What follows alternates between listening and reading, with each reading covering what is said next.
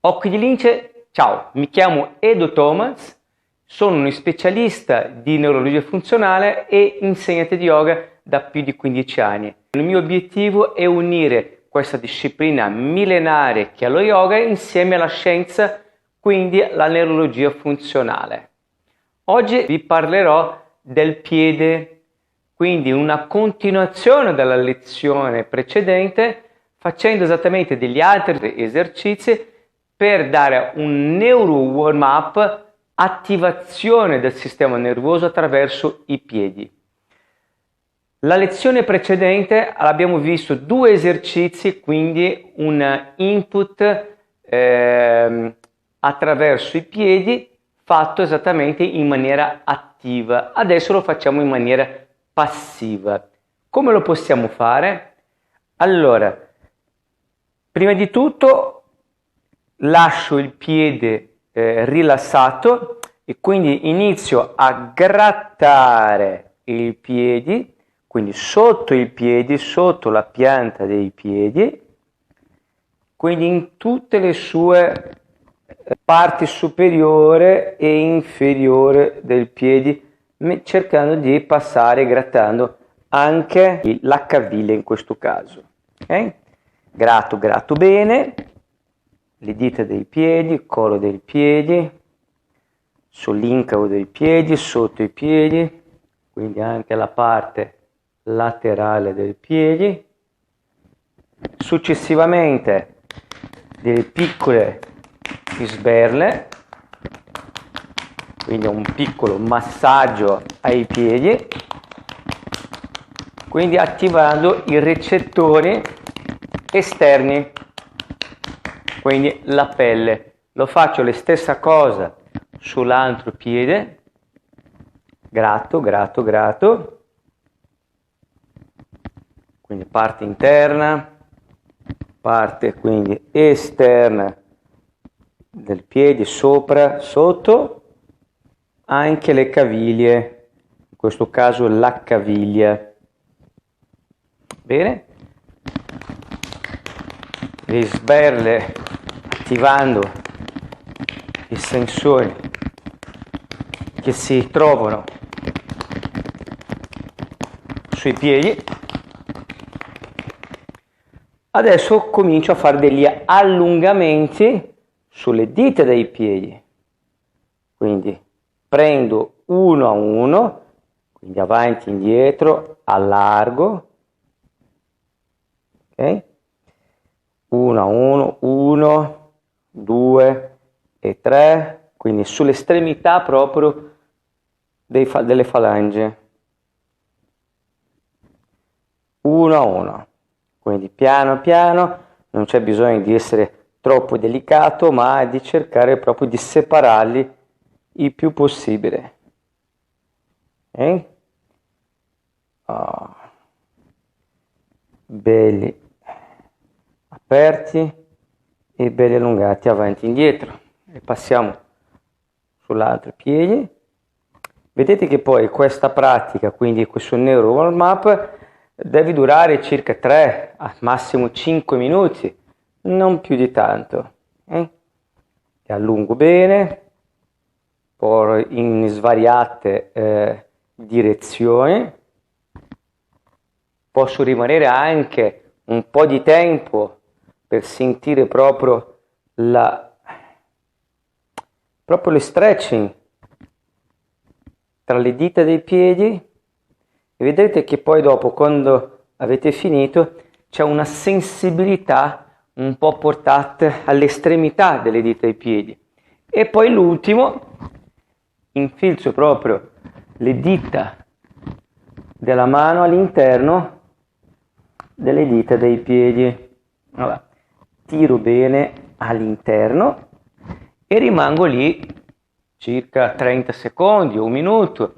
Se uno è abbastanza si sente abbastanza confortevole, possibilmente si può fare anche 2 minuti, 1 minuto, ok? E lo vedrete, si può fare anche insieme, no?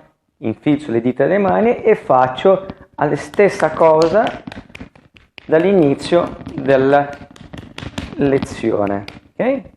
Vedrete già subito quando tolgo come sono già le dita dei piedi, belli, larghi. Lo facciamo adesso dall'altra parte. Filzo bene, proprio all'interno, tiro. Guardate come tiro bene i piedi. Ovviamente, magari se uno ha troppo fastidio, può iniziare con le punte delle dita delle mani, quindi c'è sempre una regressione. Io vi sto facendo già la progressione di questo esercizio. Quindi non state lì a soffrire e dire caspita non ce la faccio, no, piano piano, poco o magari anche uno a uno, poco. Vedete quello che succede proprio alle dita dei piedi, si allargano. Ora cominciamo la nostra pratica. Mi metto lateralmente, così mi vedete, mi metto in Uttanasana. Lo faremo Uttanasana rilasciando la colonna del bacino. Lo possiamo fare anche dalla testa, dalla colonna stessa, ma questa volta del bacino. Allora, mi piego e giù le mani. Attivo bene i piedi anche se sono già stati attivati in una maniera passiva, adesso cerco di fare in maniera attiva. Sono belli svegli, quindi belli attaccati a terra sul vostro materassino. Cerco sempre di avere una attivazione a livello quindi dell'addome inferiore e cerco di respirare solo su questa fascia posteriore del tronco, quindi zona lombare verso i reni. Ogni volta che espirate, vedete che il tronco cede ancora più in basso e tendete bene le gambe, aprendo bene la parte posteriore delle ginocchia, come se ci fossero degli occhi sulla parte posteriore delle ginocchia e stendere. Ovviamente l'idea qua non è tanto di allungare l'ischio curale e tutta la parte posteriore delle gambe, ma di dare una preferenza alla colonna, quindi questo rilascio dalla colonna. Quindi quelli che hanno difficoltà possono flettere leggermente le gambe, quindi togliere questa resistenza che può causare su tutta la fascia posteriore e cedere in basso. Quindi dipende dalla preferenza dell'istruttore o quindi dell'allievo. In questo caso io voglio una preferenza alla colonna, quindi io non ho nessun problema di stendere le gambe e cedere la colonna. Tanti hanno esattamente questo problema, quindi fletto leggermente le gambe e il risultato è immediato. Da qui cammino con le mani avanti e vado in Adho Mukha Svanasana. Guardate là, aggancio tra l'alluce e il mignolino, quindi la distanza massima, quindi riprendo la tensione sui piedi, fletto una gamba e stendo l'altra. La mia idea è di portare non tanto il coccige in alto, che va benissimo lo stesso, ma di cercare di avere questa stensione della colonna attraverso la posizione. Ok? Giù le ginocchia unite, piedi uniti e mi siedo sopra i talloni. Ok, abbiamo attivato i piedi per facilitare una posizione che poteva essere l'Uttanasana prima o adesso la posizione dell'Adho Mukha. Adho Mukha Svanasana. Adesso facciamo una posizione quindi Gomukhasana ma seduti sopra i talloni. Cominciamo dal braccio posteriore, quindi da questo braccio, quindi può essere destro o sinistro come volete.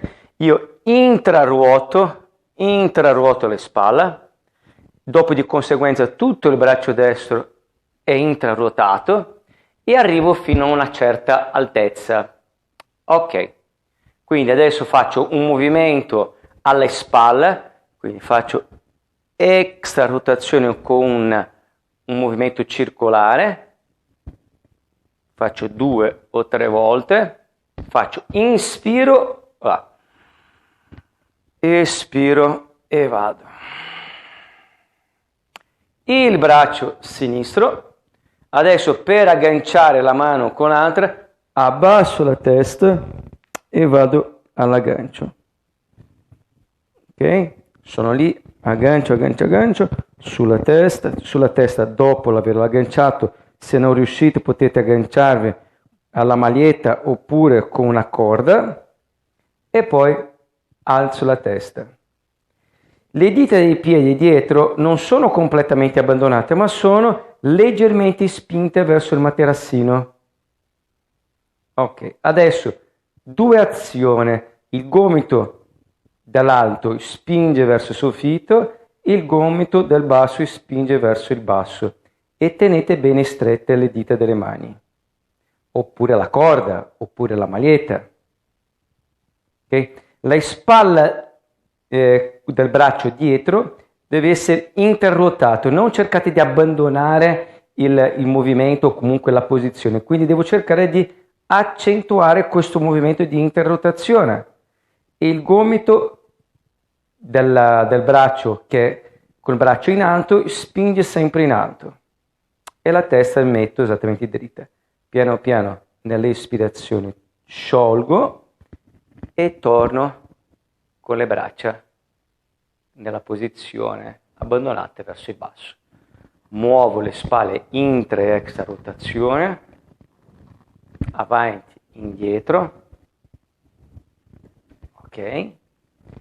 E vado sull'altro braccio, quindi come se io dovessi stendermi nella direzione della pianta, no? Stendo in quella direzione, intraruoto dalla spalla, poi il braccio e la mano si ruotano e vado ad agganciare là dietro. Inspiro, vengo su in alto, espiro verso il basso. Inspiro in alto, espiro verso il basso, stop. L'altro braccio spinge verso l'alto, abbasso la testa e vado all'aggancio. Ok, bene. Adesso alzo la testa, esattamente la stessa manovra che abbiamo fatto dall'altra parte. Intraruoto, quindi attivo dal braccio che è sotto verso l'interno delle spalle, interruoto, il gomito spinge in basso e il gomito del braccio in alto spinge verso l'alto. Sono 2 forze gradualmente che spingono in direzioni opposte. Nell'espirazione sciolgo e giù le braccia. Ruoto le spalle all'esterno, quindi intra e extra ruoto, e poi al contrario.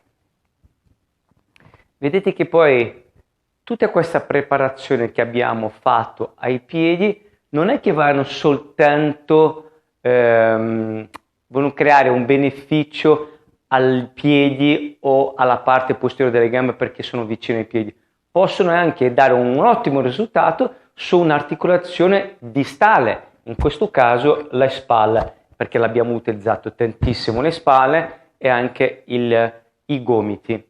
Quindi non vedete esattamente il corpo come se fosse, ok, faccio l'esercizio per quella parte e miglioro o cerco di avere più fluidità su quella parte del corpo.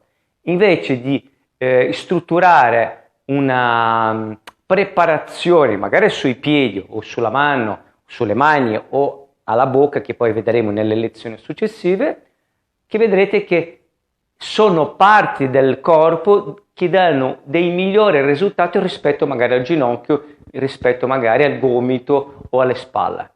Ok? Ricordatevi sempre di seguirmi e di schiacciare o di cliccare la campanella. Grazie di tutto, ci vediamo lungo le strade.